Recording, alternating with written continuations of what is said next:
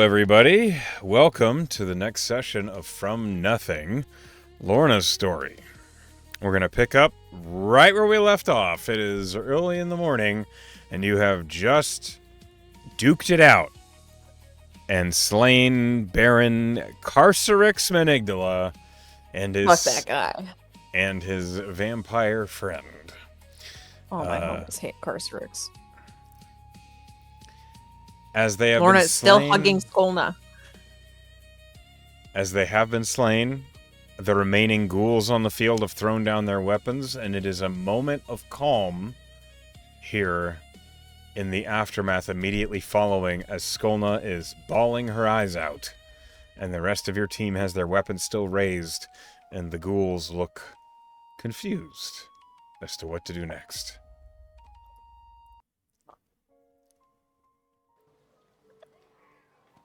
In this moment of quiet, as the tension returns, as if from nowhere, Skolna cries into your shoulder, and Anscombe looks to the ghouls and he says, "Y'all best leave now. Well, you still can." He's going to roll an intimidation.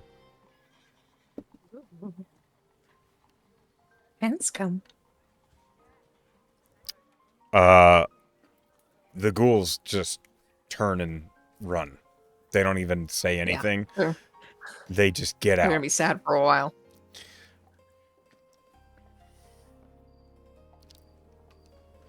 Skolna doesn't say anything. She's crying into your shoulder. Lorna's not gonna move. She's gonna stay there as long as Skolna needs, but she'll kind of... Where's Tier? Is he next to them? Yeah, he's near you. He's like looking down the street as the ghouls are running. He's in your line of sight right now. I think she's gonna like catch his attention, like whistle, and say, "Can you look for that half-orc, that woman who ran up the wall? Is she around? Did she just dip out?" I'll see if I can find her. You deal with that. And he... Yes. Tyr does step up the road a moment. And on your shoulder, you hear Skolna just say, "Thank you." Of course.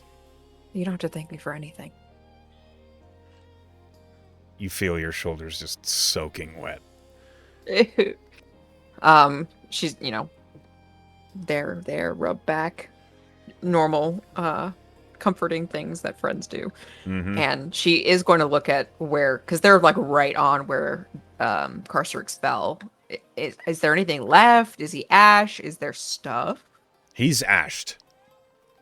Is there like anything left besides ash? Hold on, let me see. You look at the ground where he was. He was decapitated, and the other one was annihilated in radiant energy. Yeah, you see there are some of his clothes still left. You see there is what looks like it looks like a bracer that has a couple of daggers in it that was probably up his sleeve.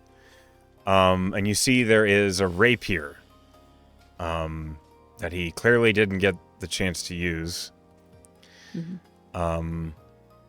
You also see there is what looks like an ornate short rod.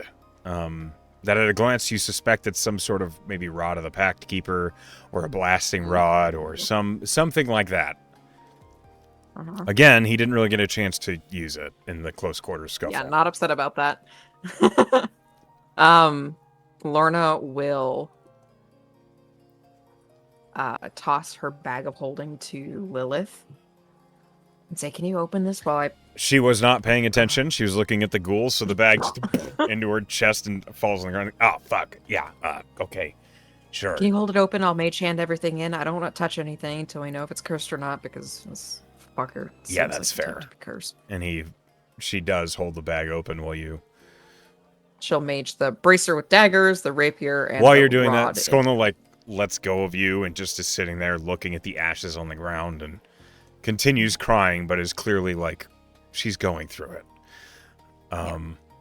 Sure. They won't do anything until she's ready to move.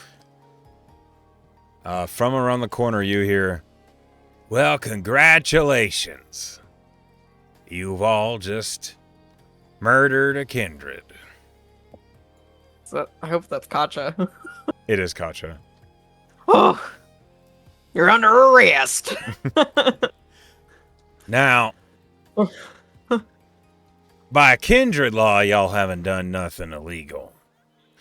That being said, you do have to have a conversation with Lord Jachatari. Oh. So You we're, didn't but we're think good, right? that depends. Ron? The reasons behind said murder. We already talked to your sheriff about it. She couldn't And tell. I'm sure Reverie had lots to say about it to Lord Kynan. However, it's my duty to make sure all of y'all report into the compound. And whilst I am confident all of y'all are quite strong enough to have slain a baron, especially amongst their cohort,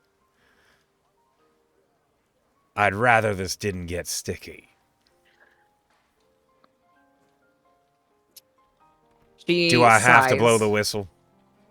No, you don't. First of all, we're in a private sanctum, so nothing could hear you. I'm not in your private sanctum, and you're not in your private sanctum. Then I can't hear you. Karshak's died in the private sanctum. Okay, so Katja hasn't said any of this to you. She's talking into the silence, and this is completely inconvenient for plot sakes. Fine, let's just say that they did. Lorna will look at Skolna. Can you move? Are you ready to go? She is wiping her face, and she nods. Okay. We'll pick up all their shit, talk about what we did, and we're gonna get the fuck out of here. Skolna nods. She's going to double check the other vampire, the ash pile, anything in there? Not really. I mean, there's some clothes, but you don't see anything that stands out to you. Lorna will torch anything that's left. Okay. And Presty it onto the wind. Just scatter. No trace. As much as possible anyways for a fight. All right. Katja's And just ready for the cleanup. Mm-hmm. Before they turn back to Katja to get ready to go, Lorna will hug Skolna again and cast Presty to clean her up, She's still, her face is drawn, her eyes are puffy, but she is clean of blood and such. Yeah. She is clearly nursing at her shoulder where she was bitten. She'll actually look at Nora and say, "Can you fix that?" Yeah, I can. But it might be best to leave it for evidence. For now. Lorna kind of pouts but nods. She doesn't like the idea of the vampire that wanted Skolna's blood so bad that he had her kill her whole family, getting a bite in on her. So she regrets that happened at all, but she'll nod and acquiesce to the logic of what Nora said, and then look at Katja and say, "Fine, we're ready to go." Perfect. Follow me. And she basically leads you guys up the roads. And it is not far to the Achatari estate. It is a gated section of the city that seems to be of a completely different flavor from the rest of Malachor. As you are approaching,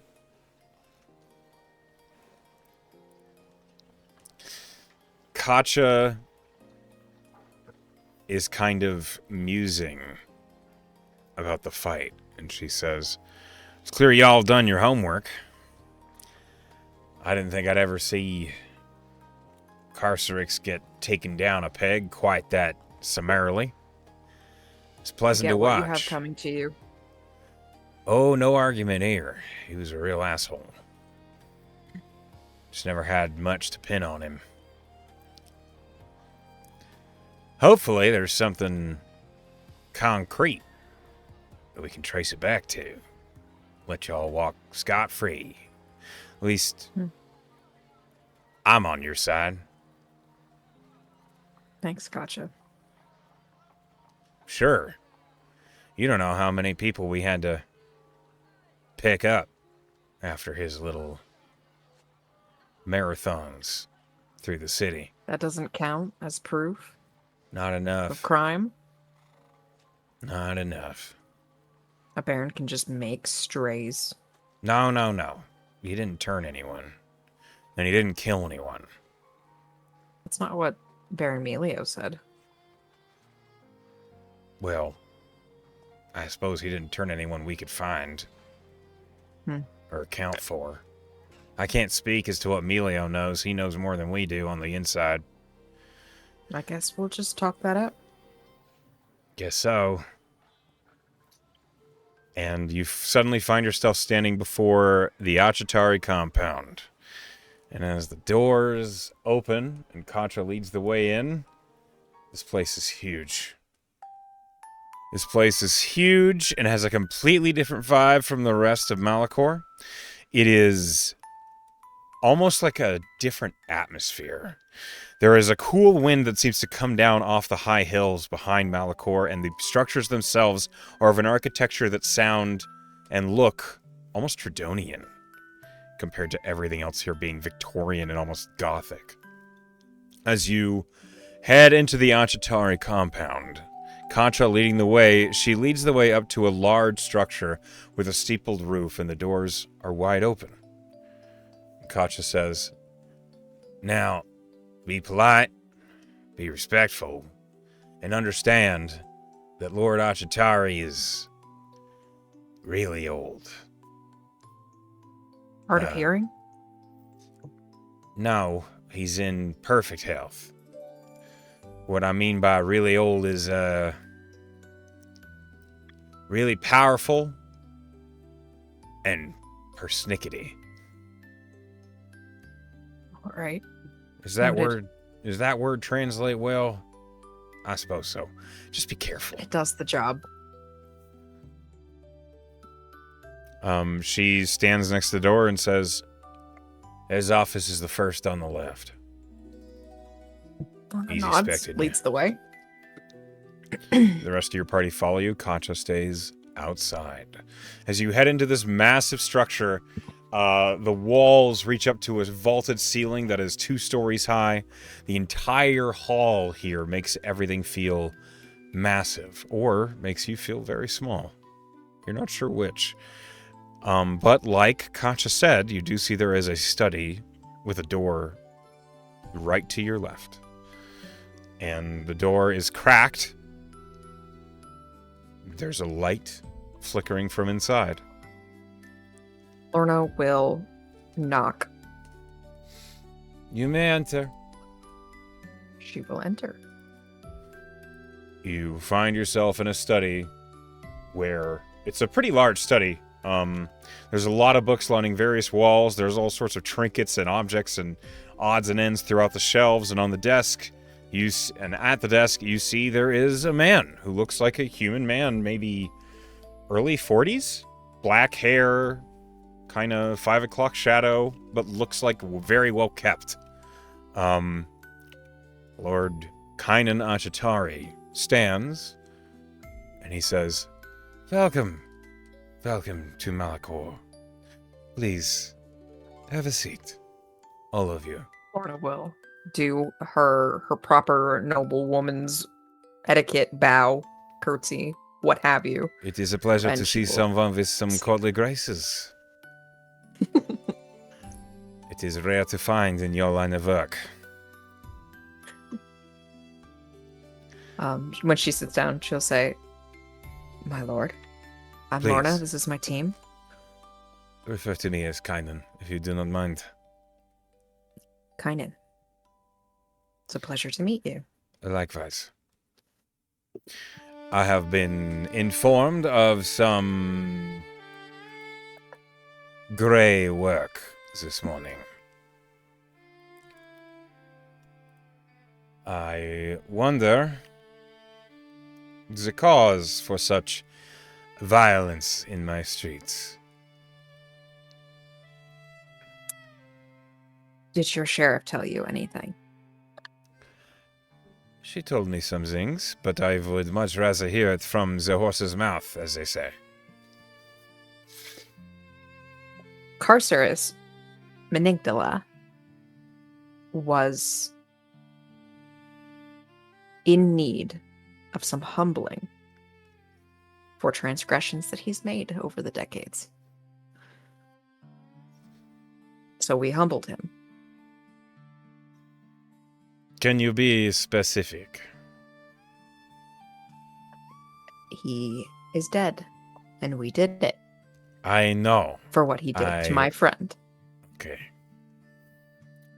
When you speak of transgressions, I require to know what these transgressions are.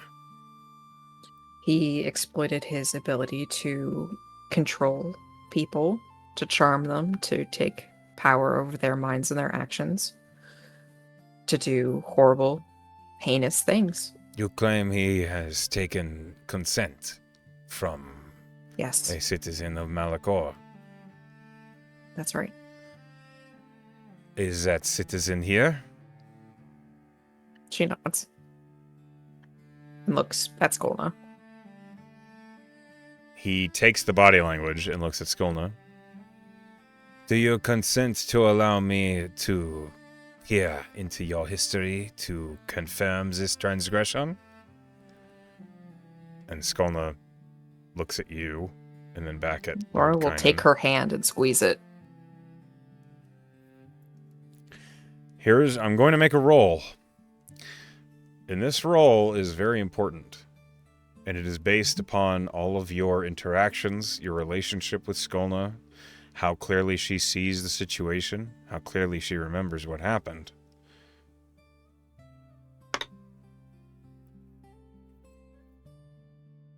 Skolna nods. And then she says, "How do you mean?" Lord Kynan gives a small smile. And he says, "It does not require that you relive any unpleasantry. It is merely I will look into your history and see for myself. It is merely to affirm what you say is true. If it is, we have other things to discuss, but I suspect they are to more your benefit than detriment." Based on what I rolled, Skolna doesn't really hesitate. She just nods. Oh, good. Lord Kynan stands, and he steps up to one of the shelves, and from it he selects an object, which you immediately suspect is incredibly powerful. It is a black marble sphere set on a gold platform. He moves a small frog out of the way on the desk and sets Yeah, I was gonna ask if it was there. and sets the Does he orb. touch it reverently? Does he? You can roll an insight any check if you want. affection? I do. I'm gonna report back to Dooch later.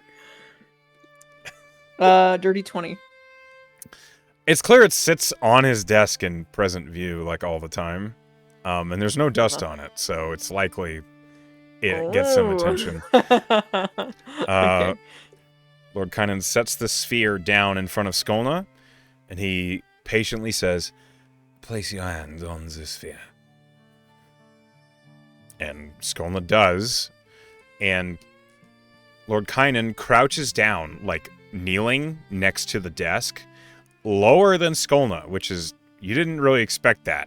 This lord of the city lord of the nation, is crouched down below Skolna, and he places both hands on the sphere and he closes his eyes.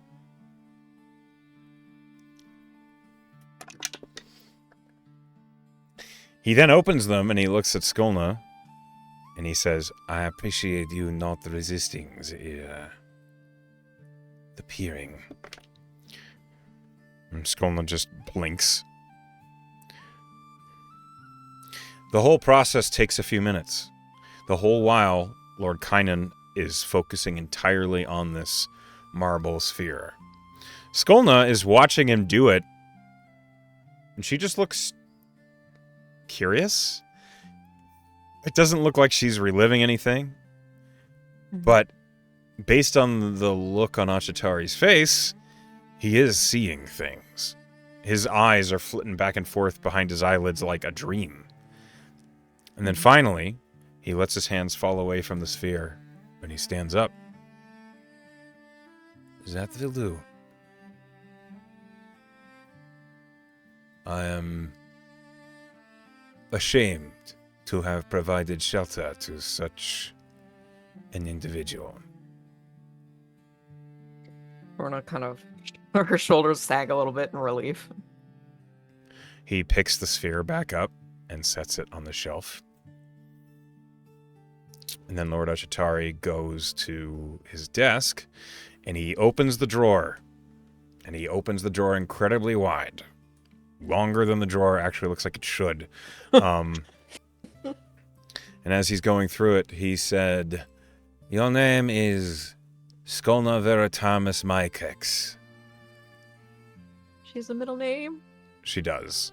And she Aww. seems a little surprised. And as he's sifting through the drawers, he says, "You do not know your father."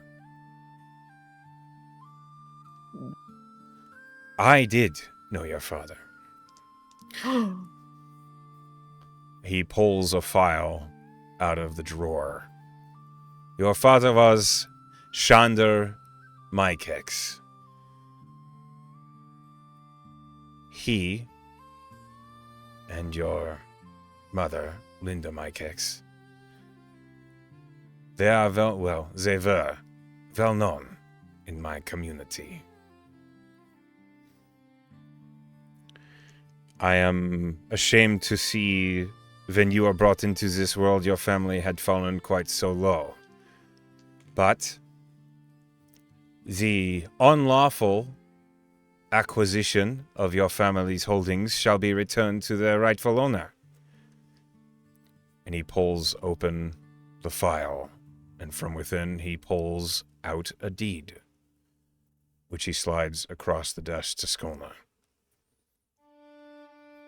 What? On the deed is an address.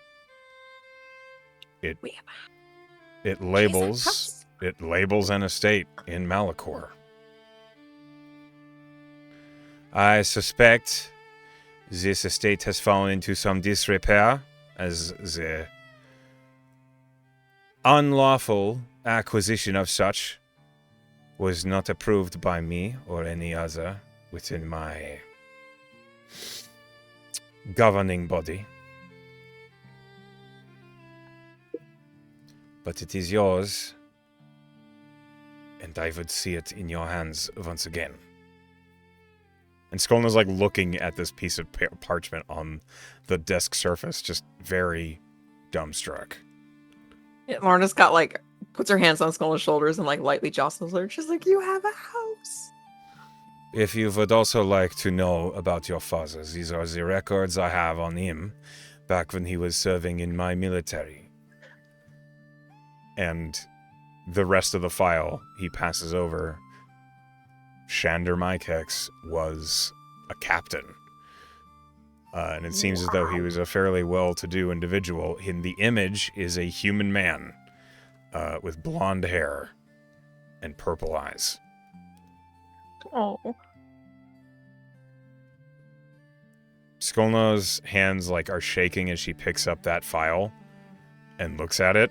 She doesn't say anything, but you can see tears are flowing down her cheeks. Oh. If you would not mind, when you're ready, I would assume Katja, the Ironclad, can show you the way to your reacquired estate. Whether you choose to keep it or not is up to you. Its future is in your hands.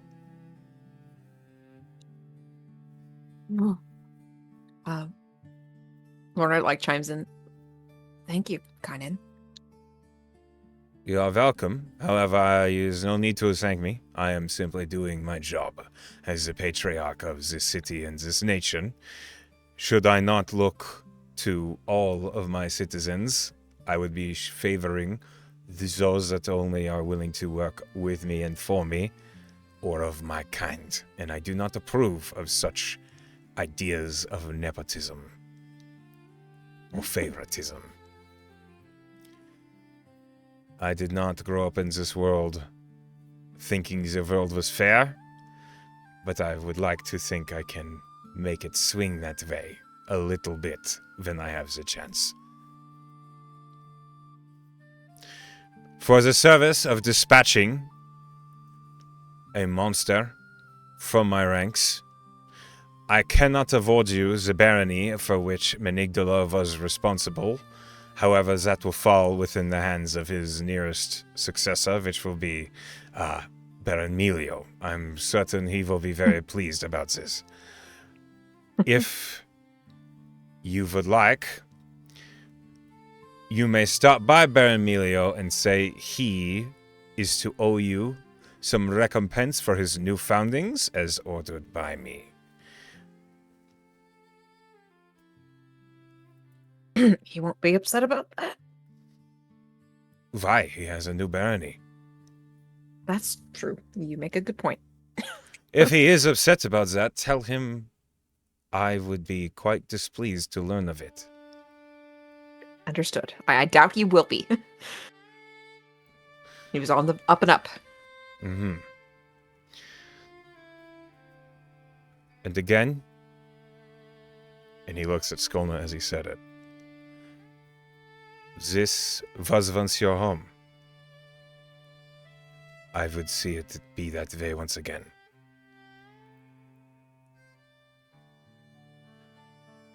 Skolna just is like looking at the deed in her hands. And she doesn't nod or shake her head. She's just kind of quietly weeping as she looks at it. More so looking at the deed, she's looking at the file of her father. On her dad. Oh. Yeah. Lorna will kind of like take her hand and gently pull her to stand up. Is that all? Kind? That is all I had. Now that I understand the full nature of your return and the retribution that has been meted out, I have no need nor desire to press any charges, and so you all are free to go. She'll do another little proper bow. We appreciate that. Before you go, do you require healing? All of you look a little injured. We would be grateful. He snaps his fingers, and immediately a small stag almost emerges from the wall and starts prancing around all of you. Bro, is he a ranger? You are all healing for every What? few moments. Hold on. Literally the last class I would have thought he'd be. This like statesman, this urban motherfucker. Over the next few seconds, your entire party heals 52 hit points. Full up. I figured you would be. Lorna barely got touched. She was on the outskirts of that entire fight. Yeah. Which was good, because she was concentrating on haste that whole time. I think that heals up all of you, all the way. Anybody it doesn't? Yeah, it basically heals all of you. Okay. I think Anscombe is the only one still down, like, 12. Yep. Yeah, he's fine. He can flex and heal that back. Yeah, he literally could. So, with that meeting of Achatari finished, you depart the office. She'll keep her hand in Skolna's, and unless Skolna clearly wants to let go. She is holding onto your hand tight. And she's looking at the ground, the file pressed to her chest with her other hand, just kind of barely walking where she's going. Her shoulders are down. She kind of, like, emotionally, it's like she's a teenager again. Like, she's back in that place, but everything is different. And as you're making your way out of the main building, Katja's standing there. Hey! Look at that. You all got to walk out free. We're alive. The Baron Kynan told us that you might be able to point us in the direction of an estate. An estate? Where? Lorna, like, she's like, can I peek at that document, Skolna? She nods and, like, holds her arm out. The deed says 7414 East Portsmouth. And... Or East Portsmouth. Katja looks at it and says, Portsmouth? Okay. Yeah, sure. That's some state money, but alright. Follow me. She leads the way. And with that, you're heading out into the depth of Malachor. I'm gonna pull you over to the map once more. So the Achatari estate. It's a far cry from the shandy band that we stayed at. Oh, it's nowhere near. Like, you are. So this is the Achatari estate, obviously. You are heading. My map is still loading. Okay. Well, you're immediately brought like north and east through some very fine streets that are richly cobbled. The cobbles themselves are all like perfectly square and molded together. You don't really see wagons and carts. You see carriages and individual horse pulls and such. Lots of money everywhere up here. And while you're sure there are plenty of kindred in the area, you don't get the weird looks that you got whilst you were in the south side of the city. It seems as though individuals as well kitted and geared as you are more commonly seen around here, even mercenary types. You actually pass a small group of individuals that are wearing like silvered armor that's polished to almost an annoying shine. But you see each of them has a little symbol of what you recognize as the symbol of Myrcella. And that might be a paladin order of Myrcella, which is the strangest thing you've ever heard of. But they're here. Just some kinky fuckers strolling by. Yeah. Who knows? Maybe they have like some weird harnesses inside the armor. Who knows? I'm sure they do. Standard issue. Before you know it, you've been walking for maybe 5 minutes, and then you come across, you're like walking down these cobbled lanes with these ornate fences and wrought iron gates and high posts and lanterns, and then you come up to a specific structure. The structure itself looks a little overgrown with moss and ivy on the various corners, and the entrance is guarded by a pair of gargoyles that almost look like falcons leering out. And Katja points at the gate. 7414. Here you are. What does it look like? It looks like this. Is it in disrepair like you said? Ooh! This is nice. It is a little disrepaired. It hasn't been tended to in a while. But it's clear the structure is of a higher quality than a lot of those Throw around. some money at that. Skolna stands there, the file like loose in her hands as she's looking up at this structure, her mouth agape and tears still staining her cheeks. What? Do you remember this place, Skolna? No. I've never seen this place. I suppose we can get acquainted with it now. Maybe there's something inside. Something that you can learn from. Okay. She looks just lost. Lorna leads her by the hand toward the front door. Thank you, Katja. Yeah. Good luck. She leaves, and you and your party are standing in front of this huge manor As you approach, old enchantments come to life, and the lanterns lining the walk and go like ignite. Ooh. Behind you, Tyr says, "Holy shit!" Is it okay? Question: is it as nice, less nice, or nicer than the kind of place Lorna grew up in? It's like Where's like the tiers here? it's like old money compared to where you grew up.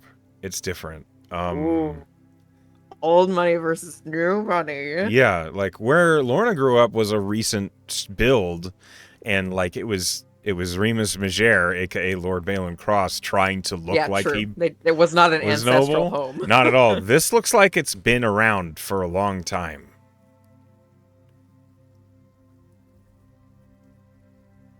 So Lorna kind of like whispers under her breath, "Lady Skolna." don't you fucking dare. She just laughs. She just says a completely flat-faced monotone as she's looking at the structure.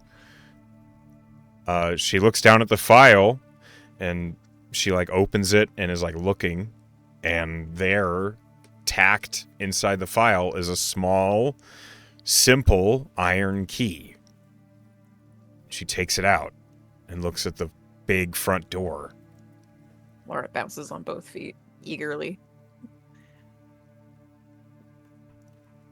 Is this what my mom gave up to get Hayes? We don't know, Skolna, but we might find out. Okay. I hope not. And she just walks up to the front door. Fuck!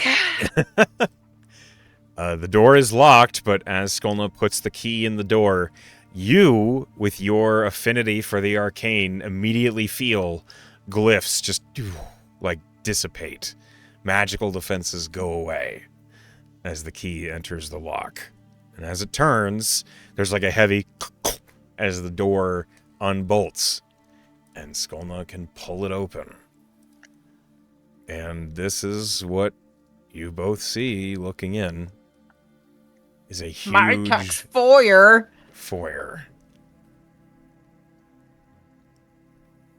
Ornate floors of black and white marble tile is decorated with red carpets that run all the way up to a second story. And as you enter, old enchantments, as said before, come to life and candelabra ignite magically with eternal flames, the entire place lighting up as if welcoming all of you.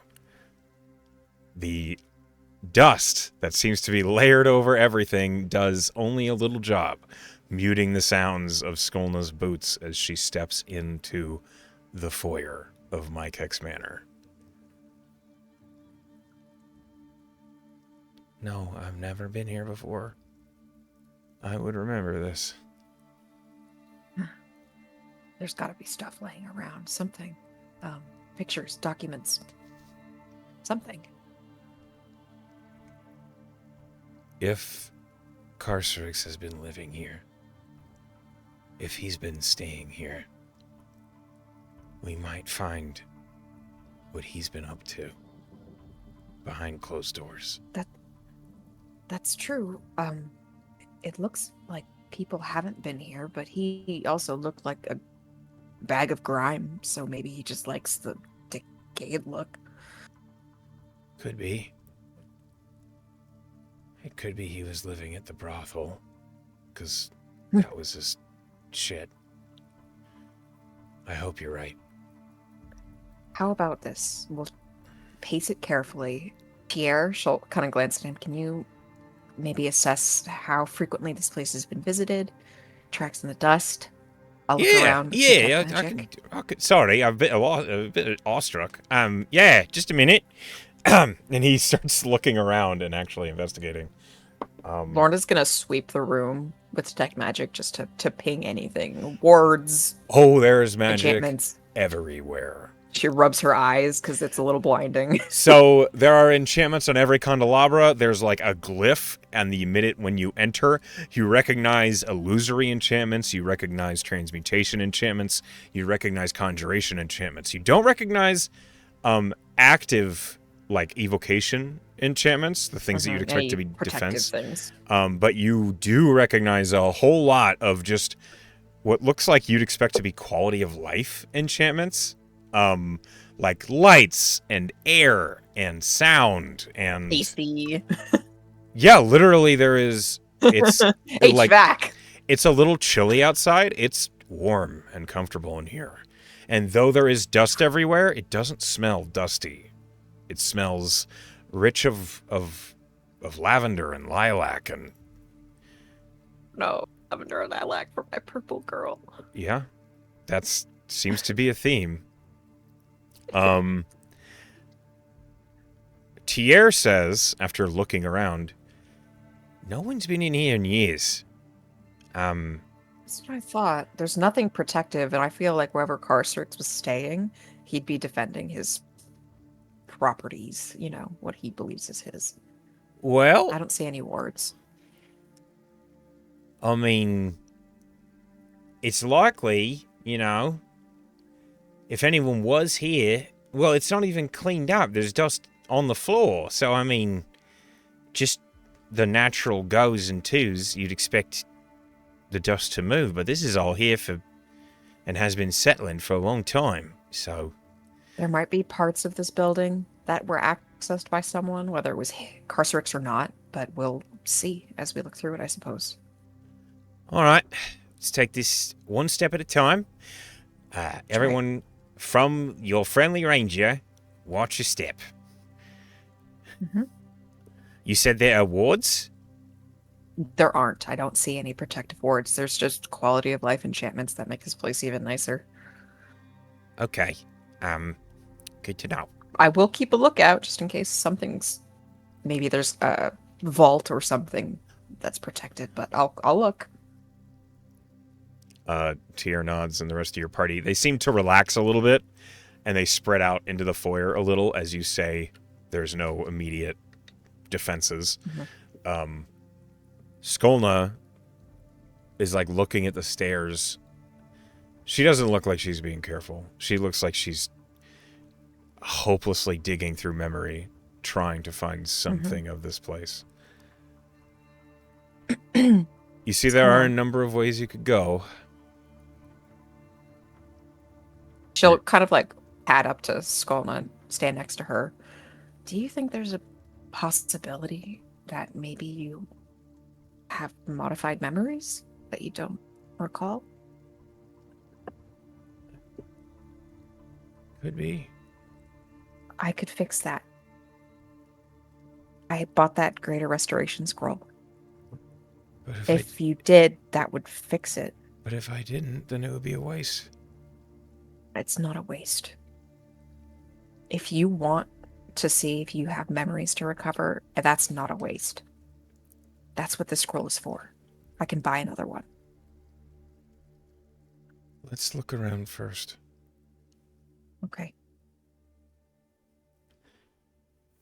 There are a couple ways you can go. Be warned, I don't have art made of every room in the manor because it's a fucking manor, and it's huge. Mm-hmm. However, immediately from the foyer, there is a door to your right, a door to your left, and then the stairs up, which lead to a whole lot more doors. So, which way are you going first? She'll look at Skolna again. It's her house. She'll say, do you want to do room by room? Strategic sweep? Do you have somewhere you specifically want to see if you can find like a bedroom or maybe safe or valuables? No, let's be safe about it. Let's sweep the whole place room by room. Okay. One at a time. Let's follow Tier's lead then. We'll be methodical. All right. Left is always right. And he goes to the left door first. So we'll work our way around. He tentatively tests the door. It's not locked. And he looks at you and he says, any magic on this door? She see any? No, not on the door. She shakes her head. He pushes it open, and the door swings inward, and you step into a massive 2-story library. Lorna, a single tear rolls down her cheek in awe. As you look In this library, you see there are shelves that reach all the way up to the vaulted ceiling. There's a chandelier hanging in the middle, and it, like everywhere else in this house, as soon as you enter, the door opens, the lights, all of them light up immediately. All that enchantment seems to work perfectly well. And the smell of parchment and old books and dust just swings throughout. As it does... hold on. This is the wrong playlist. Why did that happen? Apologies. A moment. There we go.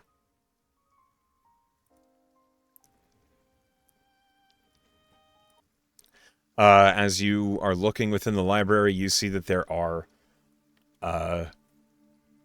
defensive enchantments on the window and on the floor around the window and the ceiling above it.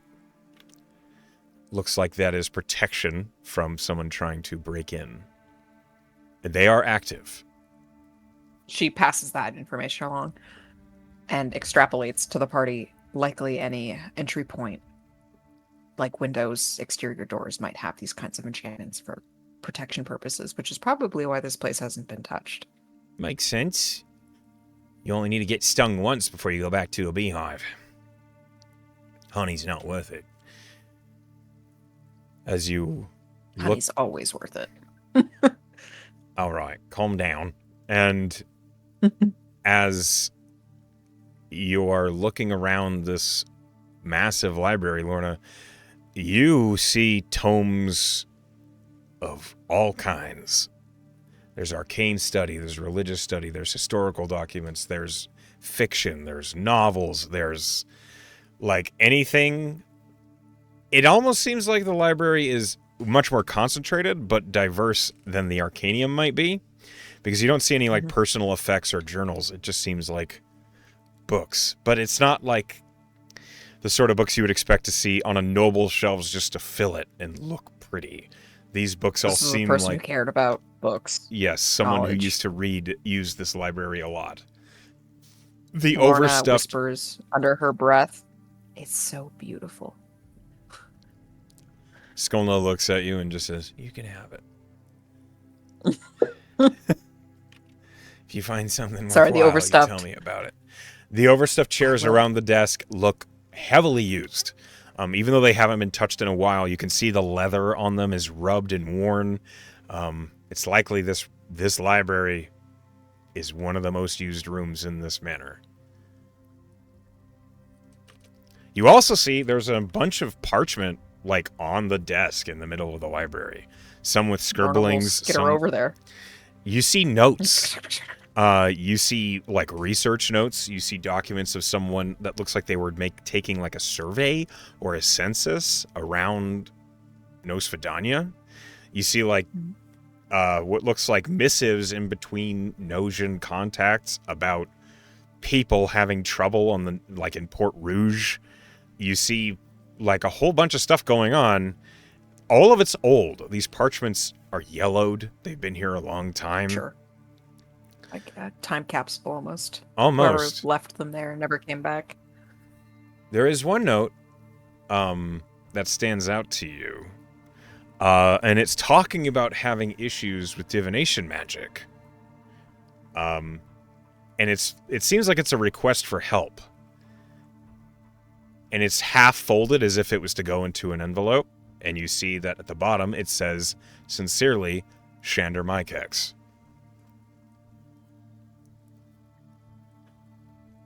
She'll kind of slide it over for Skolna to look at. Seems to be one of the last things he ever wrote. Was he a wizard? She kind of gauges the library.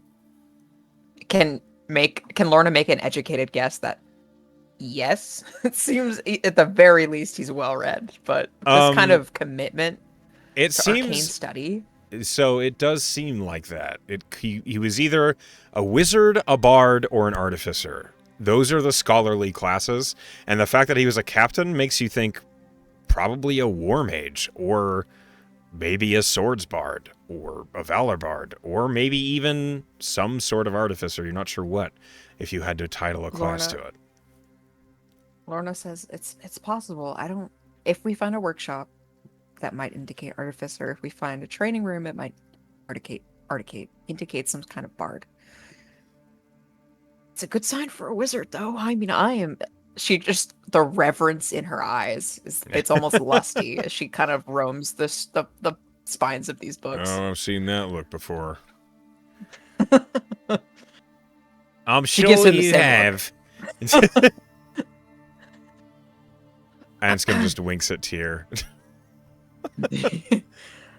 Should we keep moving? I think so, before you create a snail trail. Let's get moving. She just kind of cringes at him. Ugh. And Nora is like, I can't believe you just fucking said that. Feel free to hit him. Oh, he'll get his. And Tyr just is like, ugh. And he steps out, and as he steps out of the library, he sees to the left behind the stairs is another door that's like in the back behind the stairs. It's a broad, wide door. And he points at that one. He says, oh, I didn't see that one right away. Let's see what that one is first before we go to the other side.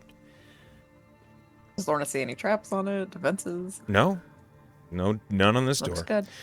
This door is much bigger than the library door was.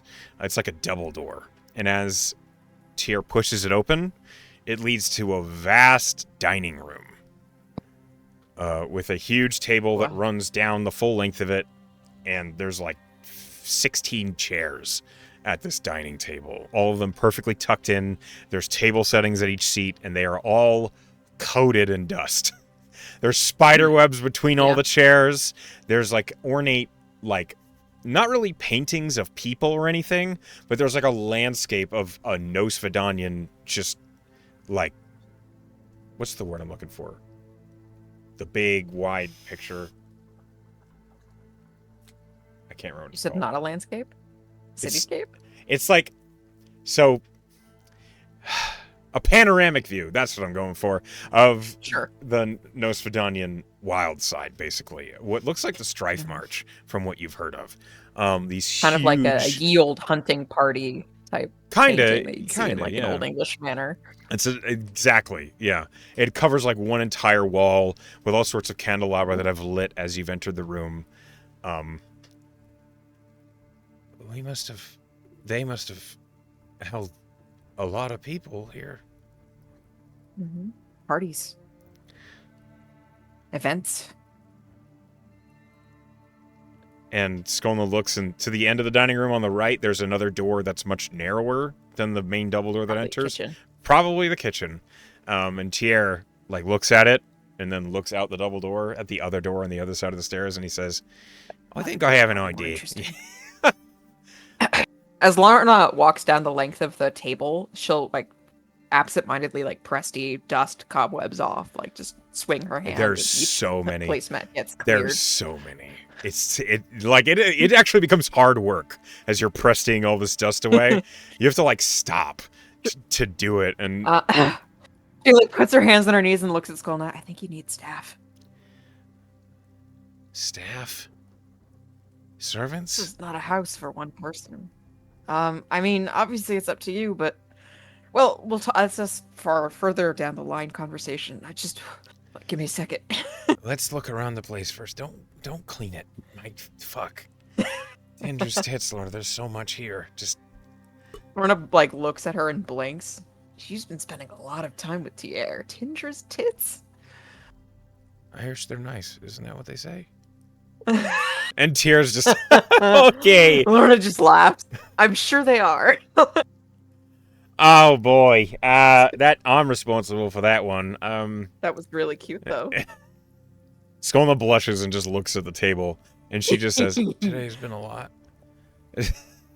She'll kind of lightly push on Skolna's back toward the next door. Let's go see what this next door is. Yeah, I bet it's like 11 o'clock. All this has happened before lunchtime, and as you go to the other door, it opens up into a big, not stocked, but well-built kitchen. It has like 4 stoves on one wall, a huge wash basin that's like 10 feet wide, and you are immediately hit with the smell of It's no longer rot. It's like the smell of dirt. No, it's been too long. Yeah, it's like everything that could have gone bad has gone past that and just turned to soil. Sure. It's dry and stale.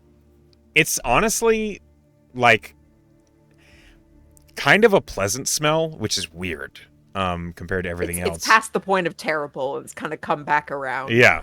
It just smells old and worn and ancient, and this whole room is lined with these, which even you, who's never, like, Lorna's never really gotten into cooking or anything like that, but there's like these racks of pans and pots and tools and implements that all look incredibly well made and like hand formed, and like all of them have hammer marks, and they're all made by like what looks like professionals. This kitchen is impressive. And looking in it, Tyr says, "Holy shit. Okay. Well, can I clean this one?" And Scone looks at him and says, "You cook?" And Tyr's like, "Well, yeah." He's made rations, but she like jumps to his defense. We've never really given him a chance to make a meal. Yeah, not really. We're always just like, let's go to the nearest tavern, or we're eating rations. I don't really get a chance. We've never had a home base to operate out of. Skola like raises her hands and says, "Okay, sorry, I didn't mean." Listen, I'm surprised too. I didn't think, but I mean, I'd like to try some of your real cooking, Tyr. I'd like to make some. This place is huge. Oh my god, they have triple ovens. Look at that. He's like, you could make so many pies. Pies. Sure, I can make. Yeah, we can make pies. There's a lot more you can make in an How oven. many pies could you fit in there? Like 9? Let's make 9 pies. Everyone gets 2. I'm bad at math. Tyr just like rubs his face and he says, "I can make so much better than pie." I mean, pie is amazing. You shut your damn mouth. It's so versatile. He's kind of be savory, sweet. I feel like I've stepped in a weird trap here. What's that next door? There is another door in the kitchen, and then there is another door that clearly leads back to the foyer. The other door opens it. Pantry. The smell of root just whoosh, like washes through it. It smells like onion and like beet and turnip and potato and dirt and rot and mold. And immediately Tyr just closes the door. Mm-hmm. She actually says we need to be careful with that because the decay of root vegetables is actually lethal in enclosed spaces. Well, and he passes out. No, if you stand in it. I'm kidding. You stand in it. I'm kidding. He gets back up. He hits the floor and concusses himself. That smelled real bad. We're going to need like a wind charm or gust or something before we go in there, or hire some professionals. I think... Don't open that door again. I think the thing to do is once we get this all sorted, we pool our resources a little bit and just have a cleaning staff come through the whole place. Just clean it out. Yeah, I mean, we haven't even gotten to the second floor. I'm sure there's a whole bunch of like wood rotted away and water damage. We got to sort it out. It's a fixer-upper, it is. And Tyr steps away from the door. Right. The foyer and then the opposite door. Let's see what's over there. Right. He leads the way, and through your eyes, like you said, the windows are all protected from entry. And there's all sorts of quality of life enchantments everywhere. There is no defensive or traps placed on anything obvious. And as Tyr goes to the other door opposite the library, he opens it, and you find the den.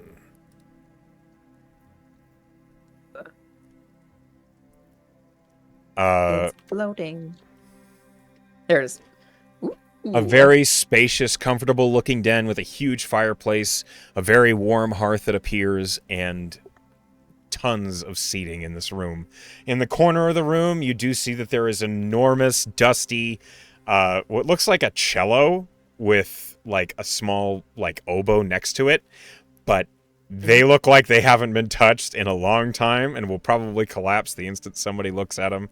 And Nore, like, longingly looks at it like, oh, that's incredibly fine. That's a... We can get them fixed. Someone... Those are so expensive. We can get them fixed. It's made of snakewood, Lorna. Do you know how hard it is to make an instrument out of snakewood? She just shakes her head. That's a fortune right there. Must be 200 years old. And she kind of like rubs Nore's back like she's mourning. Yeah. Like the strings are clear, like one of them is like coiling up, and but it like fixed. Yeah. Nore's like, oh, we'll fix it. So badly want it to be. The den itself. Don't look at it. We'll fix it. She turns like she puts a hand up and blocks it from her vision. The den itself, the sofas and chairs all look. They're all made by the same like furniture maker. Clearly, all of it is ornate and made of the same kind of like this dark, rich wood. And the upholstery itself looks like it's all dusty as hell, but even then, it still looks like it would be comfortable to sit on, even with like the layer of gray over everything. Lilith immediately sits on a chair, and just the cloud of dust. And Lilith's just, okay, I didn't think that through.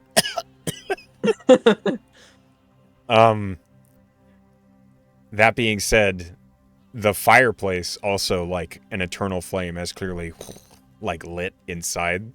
Cozy. However, it's also immediately clear the chimney is not clear, and smoke begins to pour into the den. Off, she says to the fire. Off. Does it work? You just say off? Yes. No, nothing happens. Smoke. Is there, like, can she detect magic eyes? Is there an off button or a rune or something? Roll me Arcana. I don't want to spell magic on this shit. Oh my god, terrible. 12. You understand, based on what you see around the enchantment for the Eternal Flame, it's looking for the right word, and the word is not off. No fire. Nope. Stays on. Cease. Cold. No. I'm trying to turn off the fireplace. What's another word to... It needs a word. I don't know. Unlight. Like Tier actually just... As smoke begins to like pool into the room. No. Yeah, roll intelligence. Can Lorna make an intelligence check? She's smarter than I am. I got a 2. I rolled a 7. 7? You don't know. Cease! It looks like tears in her eyes at like Nore. What do I do? What do I say? How do I turn the fire it's off? a word that means the opposite of ignite, right? That's what I'm trying to think. Extinguish. As soon as you say extinguish, the fire just goes out. She just puts her head in her hands. I don't know why that was so hard.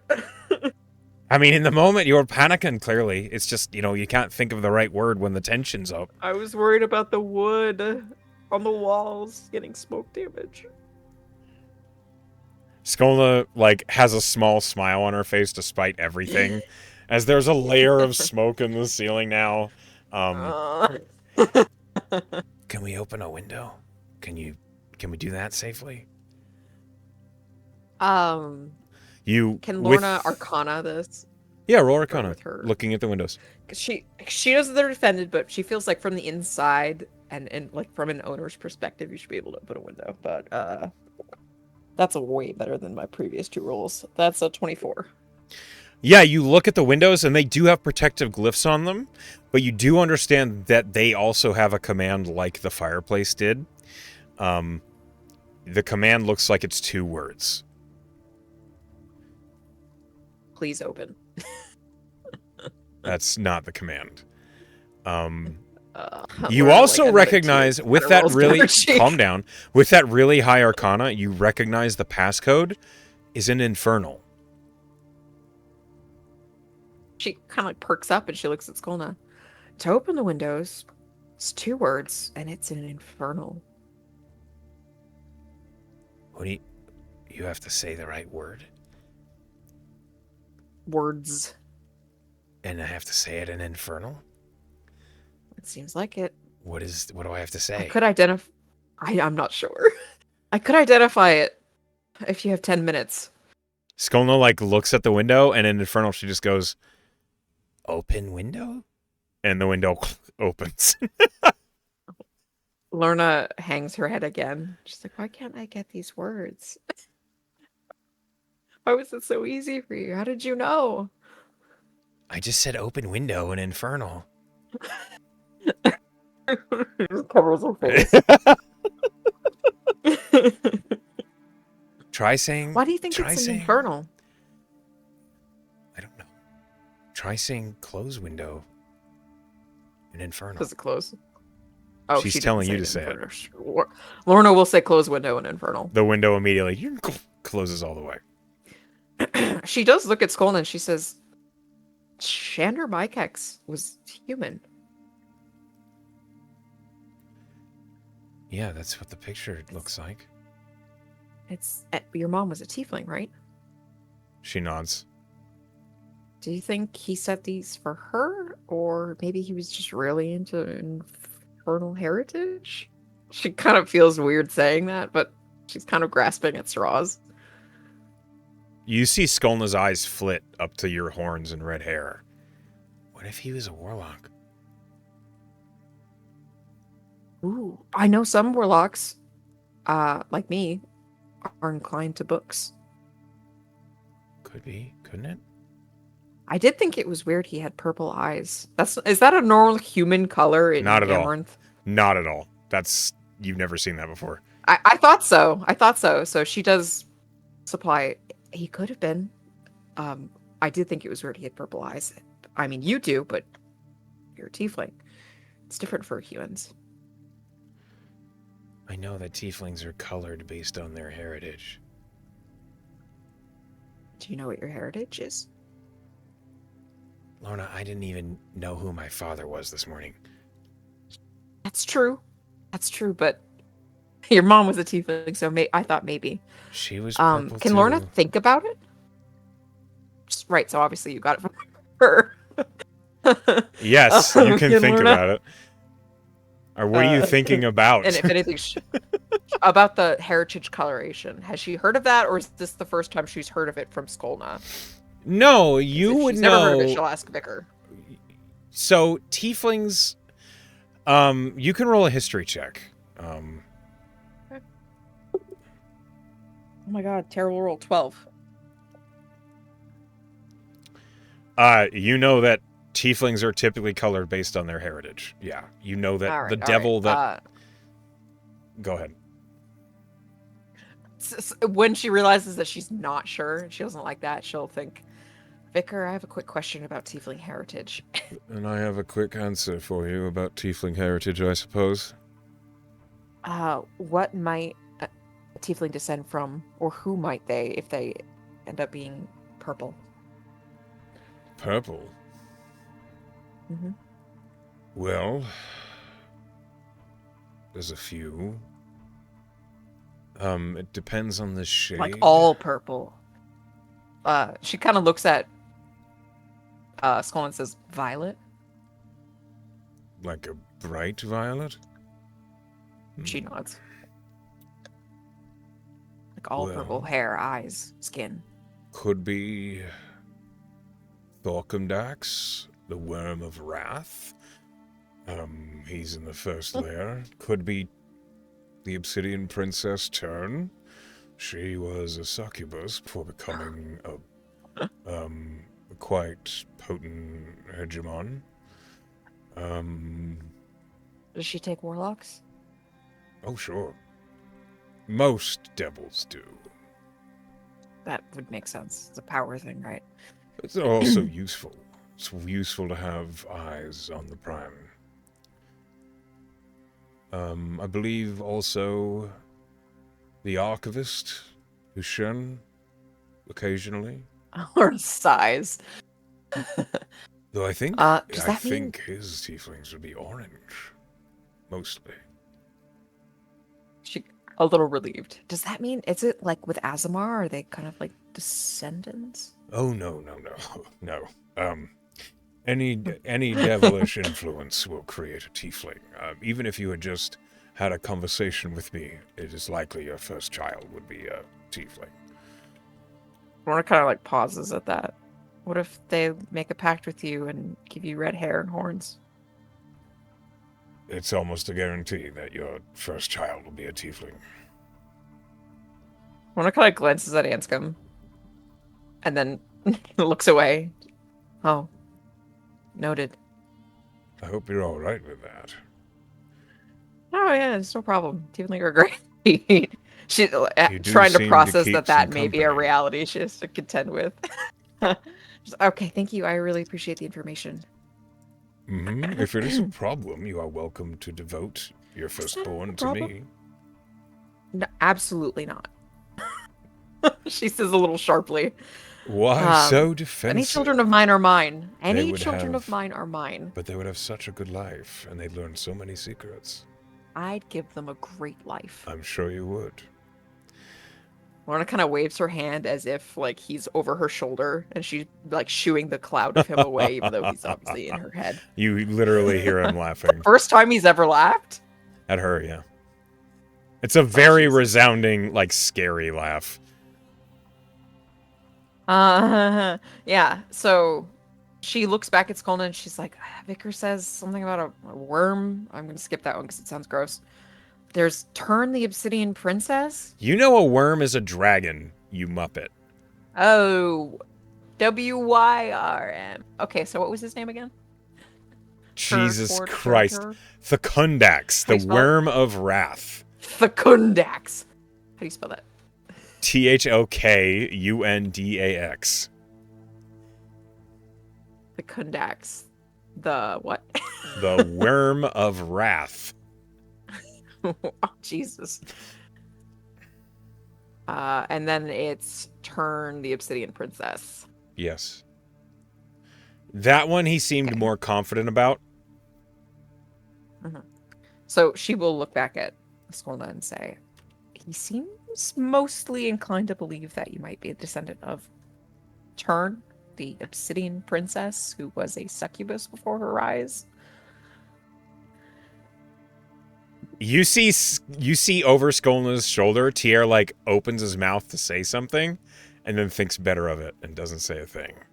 Lorna kind of like nods at him, just subtly, Skolna, like that was the right choice. like Skolna narrows her eyes as she's thinking. Would she know my dad then? Would Turn? If that was her, she would. She would have had made a pact with him. What's it like talking with devils? Lorna looks like she's thinking very deeply for a moment. I do believe it probably depends on the devil, but they are lawful by nature. They always want something. So information like, did you know my dad? Can I hear more about him? Would probably require a favor. That doesn't mean you have to make a pact with her, but you could potentially talk to her if you wanted to. I'll think about it. Let's look around this place first. There's a lot. Yes, There's a lot I'm sure going we'll on. find information. But it is interesting. Skolna nods. Tier turns and sees there's another door in the den. It basically is like immediately to the left of the door you entered. It's on the wall. That looks promising. This door does have defenses on it. Oh, okay. Lorna kind of claps her hands, rubs them together. All right, step back. Can she discern? Is it evocation? Is it abjuration? It is Does she think it's evocation. the most It looks like it is a trap door, basically. If you don't know the right passphrase before going through the door, it does something painful. Lorna, like, dies. Her shoulders droop. There's another passphrase. This is not worth guessing though, because it hurt if we say the wrong thing. So, I think I should try to identify it to get the right phrase. Okay. I could just dispel it too, but it'd be nice to keep a ward up on something that needs to be protected. Say if this has something valuable behind. Well, go on then. So she busts out her spell book, and she's going to take 10 minutes to identify the trap on the door. Okay. Or the ward on the door. For the 10 minutes, your party kind of distracts themselves with the den and the various, like, there's a chessboard that seems to come out of nowhere. There's books in this room that look more like entertainment quality. Coffee table books. Basically. Eventually, the Identify reveals to you that the passphrase is Vestigio, which is infernal for friend. Vestigio. Friend. Oh my god, speak friend and enter. Heck off, Heimdall. Lorna looks at Skolna and she says, I suppose you should do the honors. It's friend and infernal. Okay. She says, Vestigio. And the door opens. Inside the room, it is a room unlike the others. There is a window on the wall in this room that doesn't make sense because it's on a wall that can't be on the outside of the building. Sure. It's an aesthetic window. This is a room with a teleportation circle built into the floor. Lorna is giddy. Do you guys know what this is? No. Skolna says, looking so surprised at you. Lorna says, pulls her hair and she's like, motherfucker, I should have taken teleportation circle when I leveled up. But I didn't. Are you okay? She takes her hands out of her hair. It's all mussed now, and I'm fine. I need to buy a scroll. I'm gonna learn teleportation circle. She looks like she's this is a teleportation hungry. room. Yeah, it is. And it has a built circle. It does. Do you know? She gets giddy about the nerdiness of this. You need to cast teleportation circle in the same place every day for a year to establish a permanent teleportation circle. That's crazy. The sheer expense and energy to establish this is crazy. How do we use it? Can we use it right now? Does Lorna believe that she needs, she knows this circle because she's on it? If she knew another circle, could they use it? Or is it a caster required who knows the teleportation circle spell? So there are mechanisms to use a teleportation circle without knowing the spell. They're built into the circle. This circle, you're gonna need to have the spell teleportation circle to use it at least the first time. Yeah. She sighs. Won't be able to get us to use it until I buy the scroll to learn the spell, but it could potentially be linked up to other circles. Wait, we're in Malachor. We're in the capital city of Nosvidania.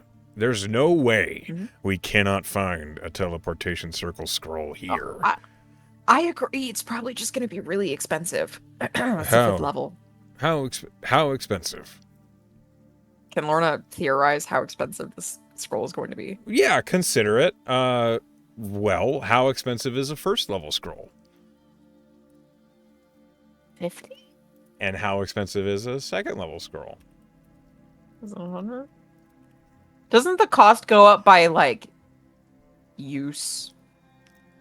So it's different. Yeah, that's what I mean. You expect. Okay, I'm just gonna save you the trouble. You expect the cost of a teleportation circle scroll to be between 500 and 700 gold. Okay, she'll throw that number out and say, I don't know. I've got like We can pull that. sixth of We can pull that together to make it so that we can use this and teleport anywhere without having to use the Arcaniums. Anywhere with a circle That's what I meant. that I know.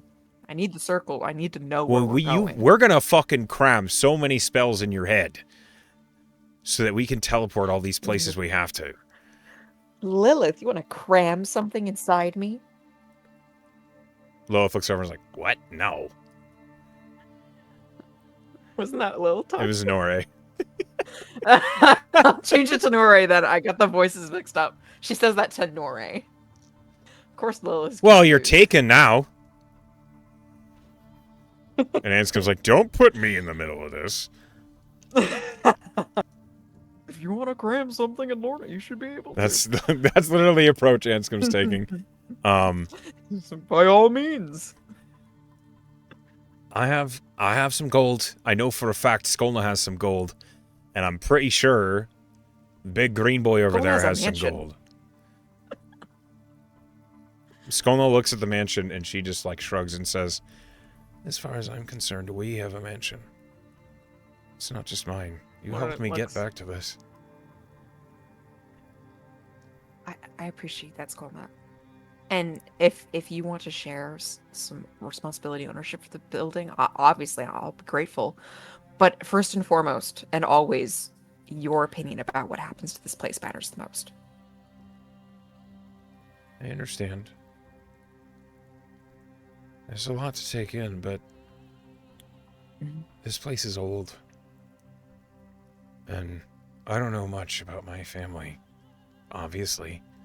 The first thing I remember is my mom, Lindra, just given her whole life to suck down haze. Yeah. And being taken care of by, we'd call her nanny, but she was just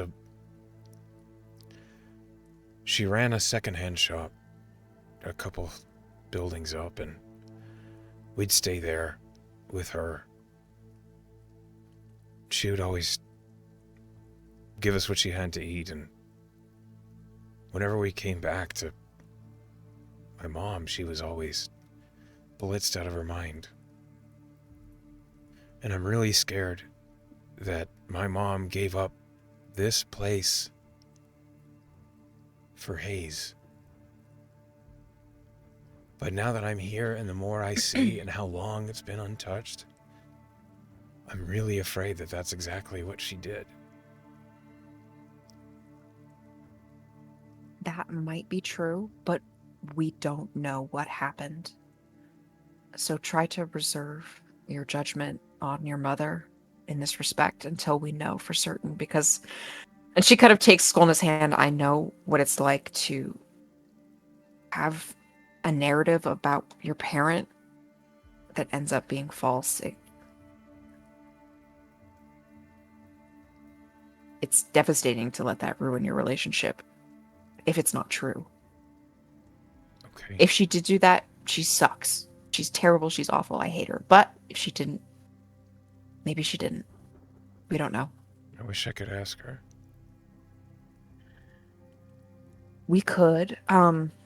If we find something here that belongs, like personally, like a personal item of your dad's or your mom's, we might be able to. Maybe I can take it back to Tabernac or Nolu and have them cast Legend Lore on it.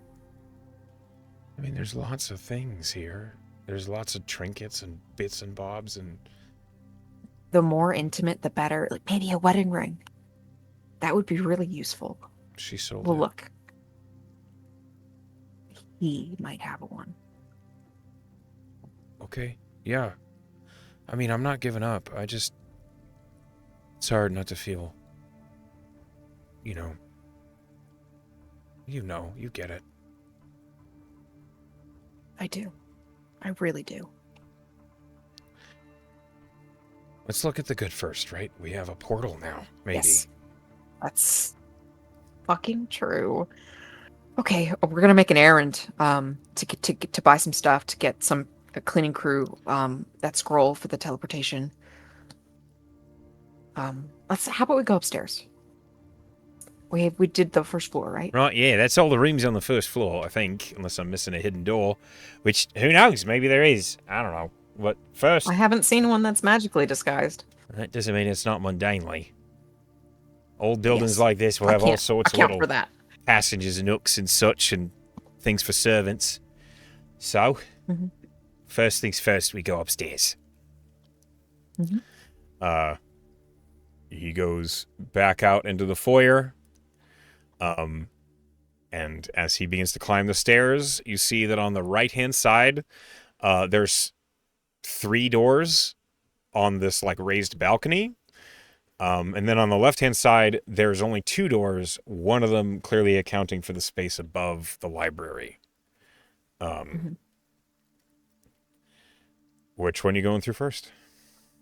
Or do you just let Tier lead the way? Oh, I think she's letting Tyr lead the way, but she will, like, as they're walking, she'll say to Skolna, "You had siblings? Skolna nods. How many?" An older brother and a younger sister. And, so your older brother, he never talked about a place like this, did he? She shakes her head. How No. much older was he than you? 2 years? What did he look like? She's trying not to say, like, is he from someone else?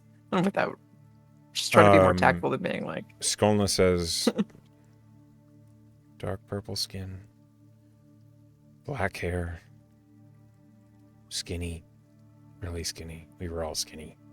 What color were his eyes? Same as mine. Okay. Purple. That makes Lorna believe that they're probably full-blood siblings.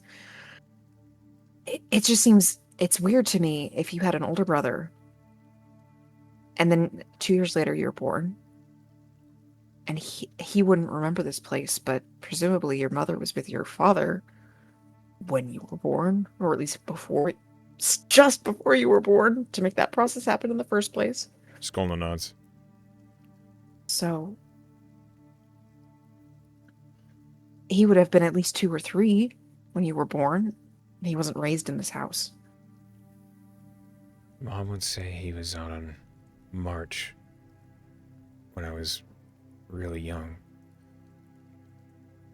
And he only visited for a week at a time. He was in the military, so that makes sense, but it's weird that she wouldn't have been here. The whole time they were yelling and fighting, and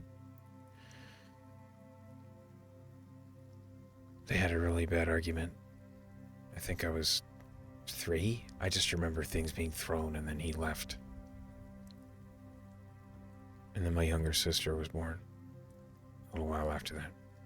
I never saw him again. I still don't really remember what he looked like. And then she was there a picture of him? Yeah, there's a picture of him in the file. As described, blonde, purple eyes, otherwise human. Handsome? Charismatic? Not excessively handsome. Looked fine. Looked normal. He kind of had a pronounced chin, more so than seems to quite fit his face. But he had a confidence in his eyebrows and smile. That, yeah, he might have been charismatic. He may have made up for in his personality, like his presence. Okay. Lorna will follow Tier. She is particularly looking for portraits on walls, paintings, any indication. You have not seen the father or the mother. So there was one portrait that you saw on the walls. It was not it was not of a tiefling. It was of a human like couple that did not look like the image of Shander at all. So it could have just been decor as opposed to like familial. Or it could have been very old. True. Maybe some of the family resemblance isn't quite there. Generations past. Could be. Tieflings have a way of breaking that pattern. Yep. Thierry leads the way. As he says, left is always right, and he goes to the leftmost door. So he climbs up the stairs, turns left, and goes down to the leftmost door all the way in the corner. This door is not protected, you see, and Thierry opens it, and he finds a study. Ooh. Lorna's like a study and a library? Oh, amazing. This room has shelves and a few comfortable chairs in it. There is another broad desk made of a similar material as the desk in the library, but this one, it's clearly much more focused. There's like writing utensils all over it, old quills, a couple fountain pens scattered about on the surface of the desk. The books themselves are much more encyclopedic in here. They're much less... Yeah, it's reference material. It's much less varied than what was in the library. On the walls in the study, you see there are all sorts of, well, dueling weapons. There's rapiers, there's side swords, there's daggers, there's short swords. They're all lined on racks and perfectly finely made. You do not need to have your detect magic up to recognize that these are magic weapons. They don't look... They look... Ancestral weapons? Yeah, they look like enchanted weapons that have been here a long time. You don't know if they're Lorna's more like, than... I want to spend some time with these to figure out what they are, what they do. There's many of them. And as you look in this old study, this room feels just as lived in and as used as the library did. And likewise, as you enter, the fireplace ignites. The chimney... Is the flue blocked? It does not seem blocked. There's no smoke billowing out of it in this room. Is there a painting above the fireplace? There is a painting above the fireplace. I built these images to look like the Mykex Manor. Gotcha. Forgive me for AI, but it's so hard to make in a manor interior that's cohesive. This painting, it is a pair of humans. You see that the male in the painting has the same pronounced jawline as Shander. Grandpa. But you see he's completely bald, and he's standing next to a half-elf woman with dark hair. She looks younger by nature of being a half-elf, but she is smiling.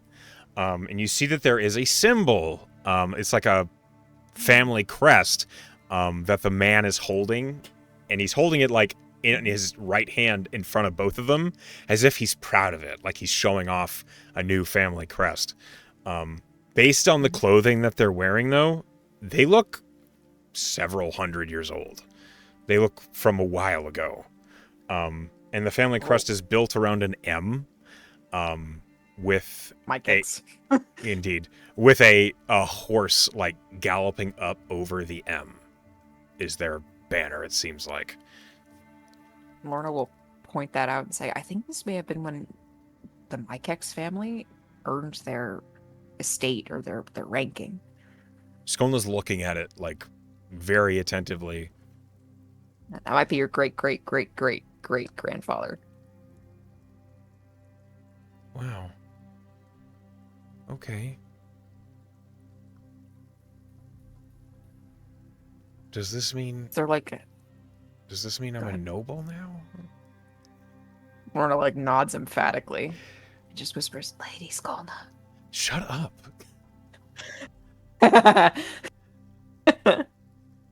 Doesn't that mean I should have a whole lot of money? I don't have a whole lot of money. We don't know that. There could be... Have you ever tried to find a Mykex, like, vault or, like, a bank account? Why the fuck would I try? I don't know. What? No. Well, maybe we should fucking try. Well, this is the There's study. a Bankers Guild here. There might be some that's true. Lorna starts paperwork. digging through the desk. Okay. You find lots and lots of documents. A lot of it is like regarding like territory and like conflicts over things the Mykex family was involved in, and like missives that don't make any sense to you. You do find like a drawer that opens similar to Achitari's desk that seems to open farther than it looks like it should. Roll me an investigation check. Okay. You're looking for financial documents, some sort of statement of an account or something like that. And anything that might catch your interest. Okay. Sorry, you said investigation? Yes. Ooh, so good. 26. Sorry, 22. Nope. Sorry, 16 plus 9. Or 25. Jesus. Okay. Is that right? Yeah, 16 plus 9 is everywhere. A 25. 25. With a 25... I'm just excited. You do find a statement of account placement for one Lindrick Mykex. Lindrick. At the Iron Vault of Malachor. That name hasn't come up yet, has it? No, not at all. Okay. All right. Is there like a date? Or can she gauge the age of the paper, maybe? Yeah, there is a date, because of course there would be one. The statement of the account would be April 3rd, 5505. That's a long time ago. Yes. That is a long time ago. Yes.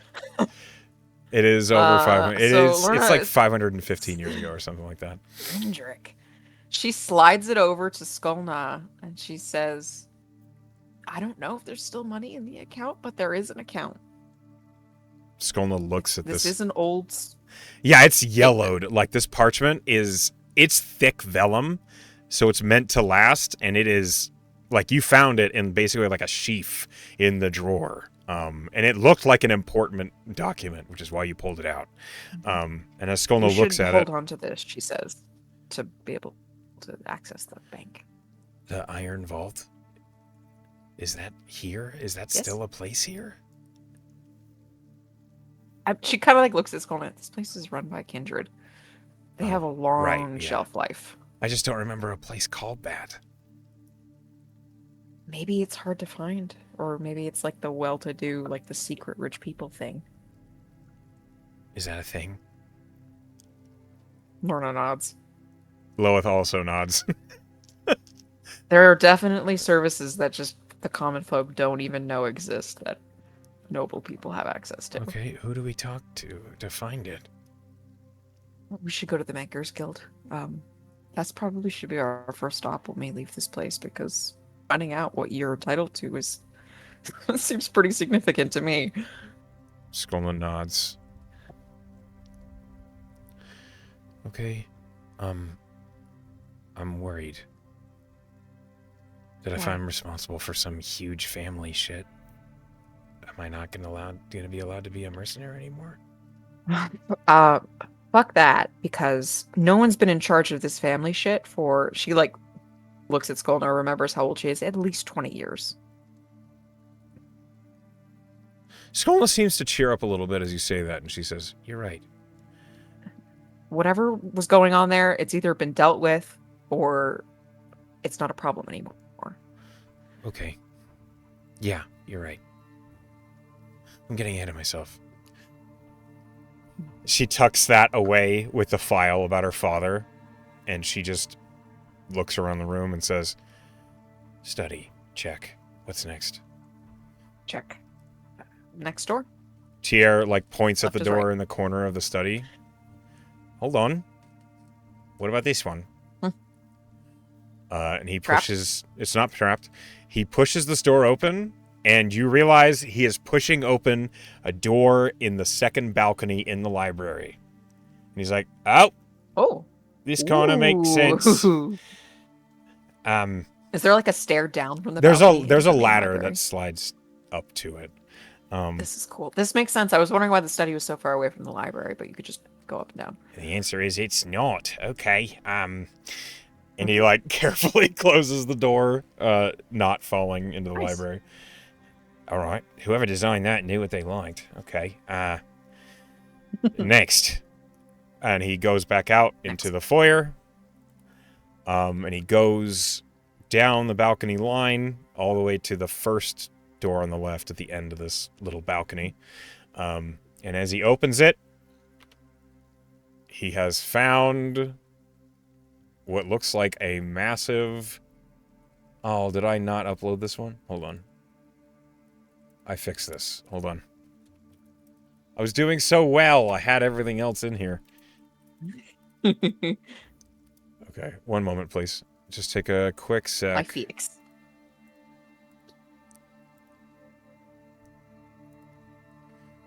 Choose file.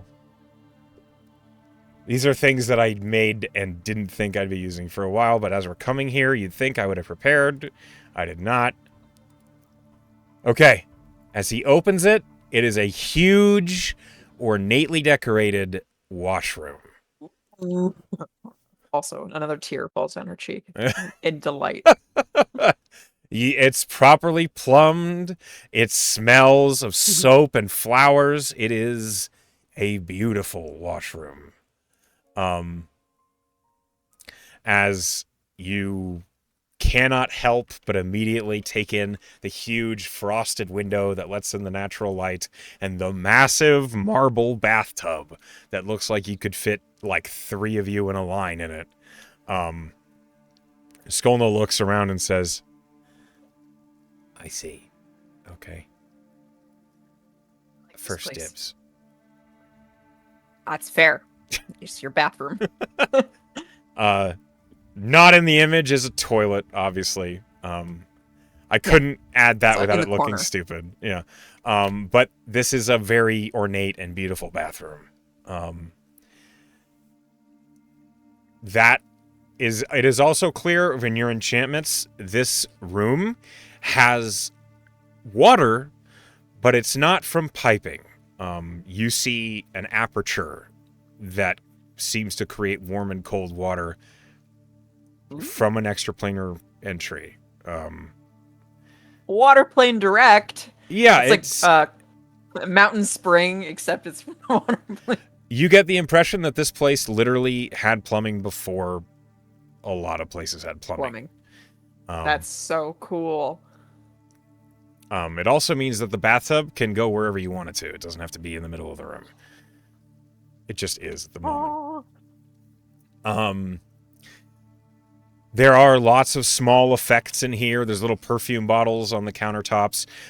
There's all sorts of like tools and implements for makeup and hairdressing and disguising, and it's a fully stocked bathroom that looks like it hasn't been used in a long time.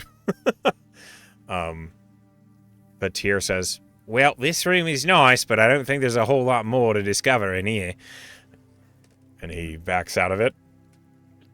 And he looks at the other 3 doors that are in the opposite balconies, and he says, right, so, next. And he closes the bathroom door, goes across the balcony, goes to the first door. This one does have a protection on it, but it is not active. Okay. Protection word. She doesn't think anything will happen then if he opens it. No. It just looks like that it has a passcode that one can activate to activate a defense.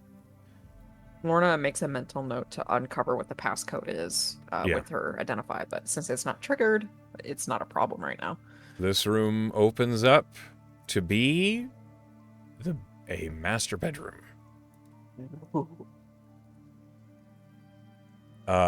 This room is big, and the bed is like Alaska King big. It is huge. Yeah. As looking into it, you see that the candelabra all light with your presence. There's huge wardrobes lining the back wall. You see a door that likely is to a closet. You don't know for sure, but do you investigate this room? Oh, yeah. Any paintings on the walls? Any portraits? No, not in this room. Mm-hmm. The walls are lined with these thick red curtains that seem to create an air of, like, softness in the room. Lorna's looking for personal effects, intimate items. Roll investigation. Okay. And she actually helps Skolna. I know her investigations. I think it's even better than Lorna's. Yeah, It's like go a ahead. plus 13. Lorna will Skolna will help roll. Skolna. Okay. Skolna begins to sift through this room. This room looks like it was well lived in for a long time, but a long time ago. The bedding is stale. It needs to be cleaned. Dust has settled into all the fabric. Skolna goes through the bedside tables, and she finds all sorts of little effects, like hairbrushes and all sorts of little, like, files and tools and implements, and a thick book that Skolna lifts it up. It's a religious text. Oh. Is there a symbol on it? Yeah. It's the symbol of veil. Ooh. Lorna kind of like claps when she sees it. Wow. Skolna, like, is looking at it like, yeah, surprised. She's like, why did they have this? I don't know. She just looks at the book and sets it down. Is there a name on the interior cover? Is it like Bibles in Amaranth where you have like family She opens it trees up, in them? and no, she doesn't see anything written in it. Yeah, that's fair. A lot of it's actually considered sacrilegious to write in a holy text by many people, so people don't. Nope. Unless you're like an apostle or a acolyte using it to study, you don't write in them. As she sets this religious text down, she looks through that bedside table, doesn't really find anything, goes to the other bedside table and opens it up, and you hear the clatter of precious metals against wood from where you are. Skolna lifts up what looks like a little tree, and it's just hanging with amulets and necklaces, and there's like finger rings on top, and Skolna's like, holy shit. Is any of it magic? Yes, some of it is magical. Lorna hones in on those. Several of the necklaces and one of the rings are magical. Okay. Several necklaces. Is there any ring on it that looks like a wedding ring? With that investigation, yeah, one of them does.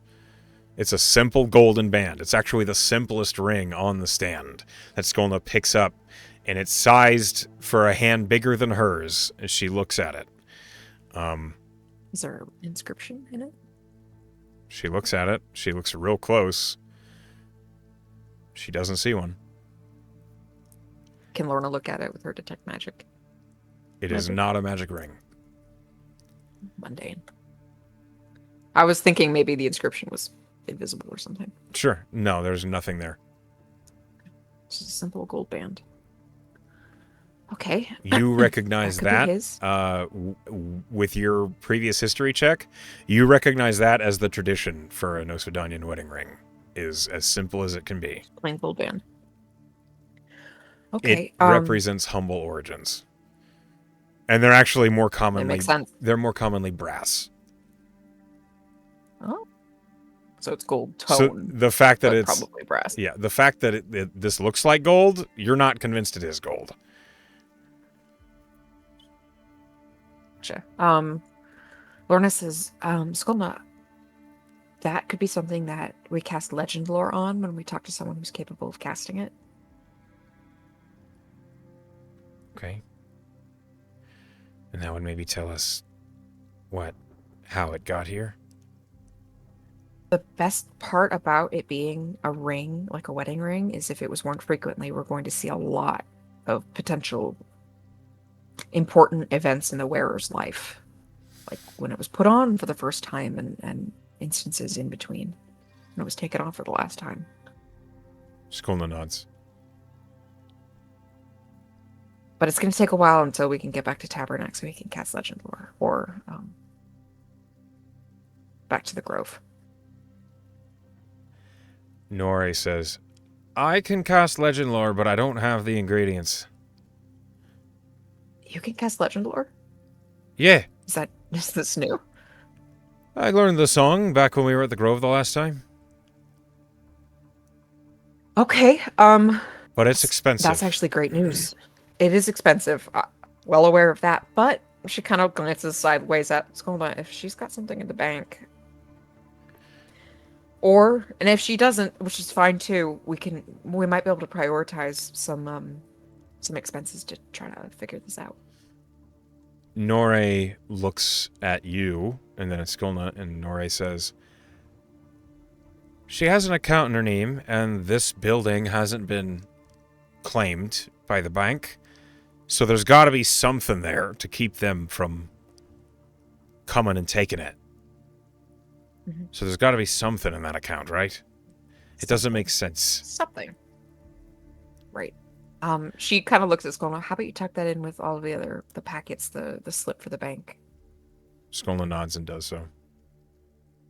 We'll look into the bank, see what we got, and then we'll prioritize. I need to get that teleportation scroll. We need to do a little bit of shopping while we're here, is what I'm saying. Agreed, Tyr says, as he begins leading the way out of the bedroom. Let's see what these other doors are. She's noted the magical jewelry to interpret later. Sure. To do the... You have a lot to do in this place. Yeah, there's... amazing. Tierra opens the next door. It has a similar protection not activated on it. And it is a guest room.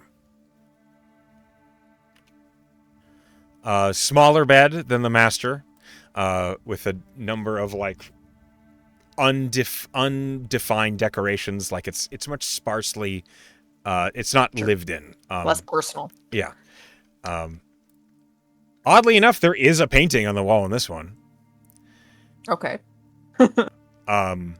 It's an image what looks like of the same woman that was in the portrait with the family crest. The pretty half elf. But she's astride a horse in this one. It doesn't seem like a painting that has any real meaning aside from this person's on a horse. Maybe that horse was special. Who knows? That means a lot to Malachor. It does. People. Notions in general. They seem to really like horses. They do indeed. Tierra looks in the guest room and says, we can look in here if you like, but it just looks like a guest room. Well, we'll turn over the house completely at a point, but we're doing quick. Right. Of course. We'll come back. And he leaves that room, goes back to the foyer, and he goes to the final room, which has the same sort of protection as the previous ones. And this one is another guest room. This one has 2 beds. Okay. And as far as you can tell, those are the main rooms that are accessible from the foyer before any further investigations are done. Lorna this is internal, but she doesn't like the fact that there doesn't seem to be any children's things. That makes her sad. Okay. She has a private interpretation that maybe Skolna's mother was a mistress, but she doesn't say it out loud. Okay. She's trying to reserve her judgment, like she told Skolna, to see what the reality of the matter is. She's trying not to get ahead of herself. Well, before you continue any other investigations in this house, and before you pursue any plans for Dream or anything else, that is where we're going to call tonight's session. No, double session. No, I do not have. What if I pay you? No. Thank you for playing with me. I hope you had a good time. I'll give you tonight. 3 money. Darling, I'm dying. To those of you who are at home or at work watching, hi Pen, hi Sleepy, hi Class, hi Emily, hi everybody else. We love you all, and I wish you a good night.